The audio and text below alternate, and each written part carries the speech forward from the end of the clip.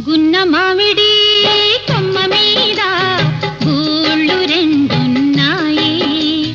గున్న మామిడి కొమ్మ మీద గూళ్ళు రెండున్నాయి.